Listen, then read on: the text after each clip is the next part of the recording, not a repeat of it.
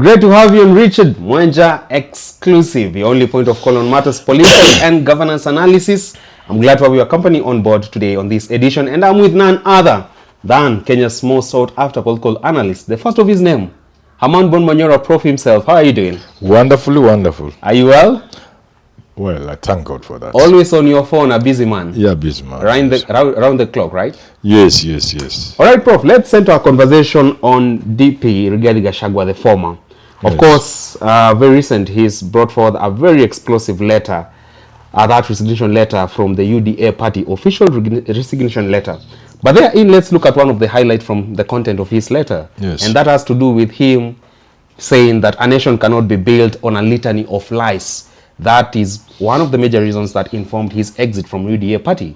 UDA has made a rejoinder and says, the moment you're impeached as the DP, we automatically revoked your membership. How do you see this resignation of letter from Gachagua playing out? First, let me send my greetings to the man of God from Manyora. The truthful one? Yes. Secondly, the question of UDA responding that they revoked his membership, I think that is that was rushed. As things stand now, Rigathi Gachagua is in court. The laws of the land are clear. Until you exhaust all the legal avenues, nobody can bar you from contesting or from holding public office, leave alone membership of a party. If UDA were to remove crooks from their party, especially the top, the party will have nobody. So, but there it is. Rigathi Gachagua, of course, was no longer a member of UDA. We knew that. So this was just dramatic. Dramatic. Yes. It was just drama. Yeah. Political theatrics. Yes. The highlight from that letter from the opposition's lenses is that Gachagua is right to say that the nation cannot be built on a litany of lies. Would you say that today UDA has, for a long time now, taken a radical departure from delivering what it promised to the Kenyans, and what remains so far is more false hope, false promises, and empty promises being fulfilled? I'm not so sure. What I'm sure of is that UDA and the party leader, who is President Ruto, are running in the opposite direction to their promises. The promises are headed to Mombasa. They are both in Nairobi. Promises of UDA and the UDA party. The promises are running towards Mombasa. These guys are running towards Kisumu. What happened to the bottom-up economic transformation plan? There was nothing like that. And we told Kenyans, it couldn't work. A robust document, well detailed? No, it couldn't work. Why not? How? This is a capitalist state. Yeah. Unless you want to dismantle the capitalist state and build or construct a socialist state. Yeah. If you want to do purely, strictly bottom-up, at the very least you must be a social welfare state. Okay? You must be social democrats. At the very least, where Raila belongs, and not so fully. At the very least, for bottom up to work, you have to be a country that gives free education, free health care, social housing, and so on and so forth. Because that woman called Wanjiko or Omora, as my friend, I don't know his name, this Masmukwa likes saying, that Wanjiko or Omora or Nasimiyu, that poor fellow from Lumbei, where I come from, spends all his energy, all her earnings, just to try and see that the child or the grandchild goes to school. They can't even eat to take children to school, to receive useless education. You get it? I get it. If they are working in Nairobi, the wretched of the earth, as Frantz Fanon calls them, a good chunk of what they earn goes to something you call a house. In most cases, it won't be a house. A good chunk goes on transport. So a welfare state must provide things like public transport. I don't know whether you get what I'm saying. I do. And when disease or sickness strikes the home, whatever you have, whatever saving in whatever form, poor people don't save in the money you save. They have a goat here, a hen there, a cock there, a cockerel, a small piece of land, wanakata, wanauza. Anauza kangombe ile iko naye. That's their saving. What am I driving at? You cannot talk of bottom up before you give the basics that a welfare state gives. Then you have released the person. So whatever little income they may get now, they may use it to develop themselves. In that bottom-up arrangement, if such a thing were to work. But how can bottom-up work when people are struggling for survival, when they can't ever save? Rightly put, Prof. And moving on swiftly with this conversation, let's look at, in the event that former DP Rigathi Gachagua is cleared by our courts to vie for office in the near future, Yes. and now we're talking about 2027, do you see him really burying his political ego and perhaps pave way for his allies in the opposition, say Kalonzo Musyoka? Do you foresee that situation probably coming to fore? You see, this is a very complex thing, and I've talked about it. And I've started a series. That's why I've started this series of putting this top leadership, these opposition leaders, into sharp focus. You see, Gachagua, no doubt, has a say in the opposition. In fact, as we speak today, he is the most powerful voice in the so-called loyal opposition. The point of call? Yeah. So anybody who wants the opposition party ticket must pay homage. To Manyora. Yeah, Manyora. That's just how fight has gone. So yes, he'll be very instrumental unless things change.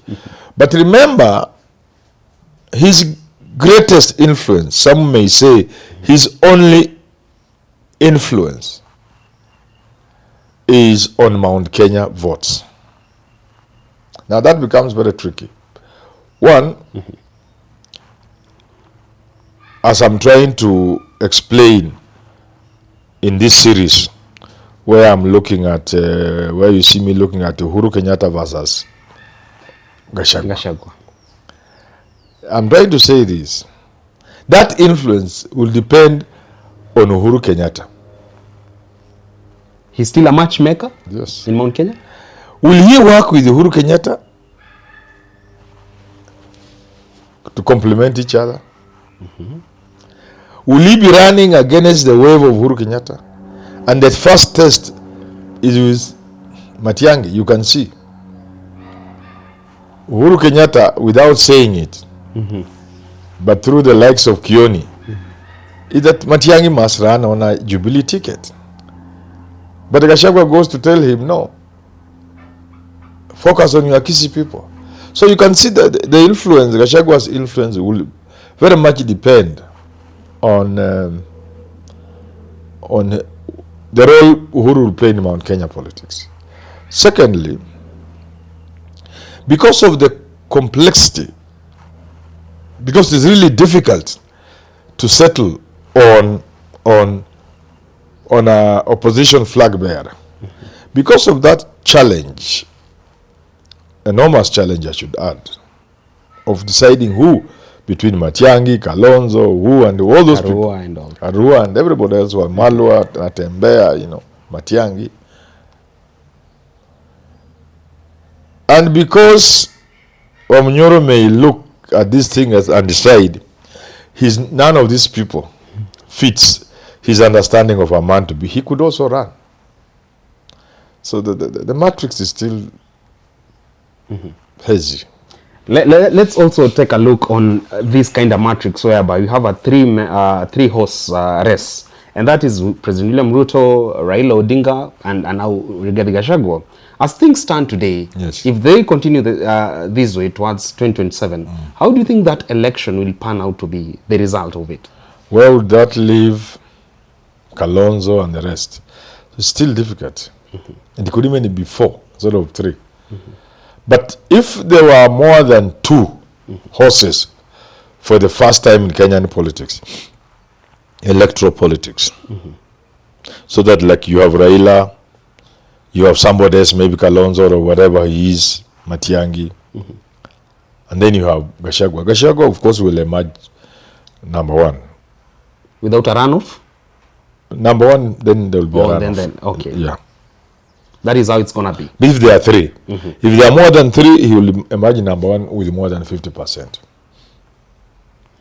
Number 1 with more than 50% of the votes? Yeah. So then simple again, arithmetics, because look, many people will not like it. So Raila runs away with the whole of Nyanza, depending on where Matiangi is. So you could say Luo Nyanza safely. He runs away with a section of Western. Again, this depends on where is Natembeya, where is Eugene in the whole matrix. I would want to assume if Gachagua was running, he would run with Natembeya. So Western has teamed with Mount Kenya. Then Raila gets his Luo Nyanza vote, and very little, and Nairobi, a bit of Nairobi, and very little elsewhere. Coast region, perhaps. Very little cost, because Ruto is going to run with cost. Ruto takes Rift Valley and cost. Ruto takes Northeastern. Gachagua takes part of Nairobi, Mount Kenya, and Western. Why would he not get 50% plus 1? He would. If there are more than 3. That is if Kalonzo runs. Because if Raila chooses not to support Kalonzo, Kalonzo will run. Or make some suicidal move, which is to support Ruto in anger. You sulk your way to Kenya Kwanza. Who knows?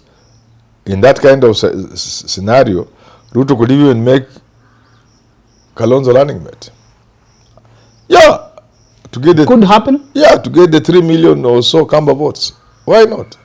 Kamba votes are going to be like 3 million next round. Kalonzo could make that big transition. Now, if Raila doesn't support him, Gachagua doesn't support him. The Luyas have gone with Gachagua. What is left of Kalonzo? He knows he can't win. So why not go to government as running mate? And Ruto will welcome him because those are 3 million Kamba votes. Solid votes. Yeah, solid Kamba votes. 3 million. That will make Ruto number 2 and hope for runoff. Because Gachagua will definitely be number 1. Gachagua will definitely be number 1. But again, it will depend on where Uhuru is. The Uhuru wave will be. If Uhuru is with Matiangi, so that Matiangi is one of the 4, again now Ruto becomes number 1. That is how the matrix will play out. Yeah, Ruto becomes number 1, with Gachagua number 2, and then they go for a runoff. And your guess is as good as mine who will win. Yeah. Prof, let's backpedal to the issue about UDA party. Yes. And now, following the ouster of their SG at some point, Cleophas Malala. Yes. And now the party saying we revoked your membership upon your impeachment as DP. That's for Rigathi Gachagua. Yes. How much of a dent do you think this shed thrown at UDA party is? For UDA party, when you're talking about now how it's going to head into the future. UDA has a lot of trouble. Is in big trouble. Because UDA is going to be that party which if you touch, leave alone touching, even to associate yourself with UDA may spell doom to your political career. A blemished lamb? Yeah. You are just an ordinary Kenyan walking somewhere in Kerugoya with a yellow shirt. People could even beat you up. So UDA is going to be a pariah sort of party. Just like Kanu was at some point. So UDA finds itself where Kanu was. And I must tell them this in advance. They should not wait. To associate yourself with UDA may be a big disaster to you as a politician in many parts of this country. And I can count for you. The Luo Nation, which is former Western Province,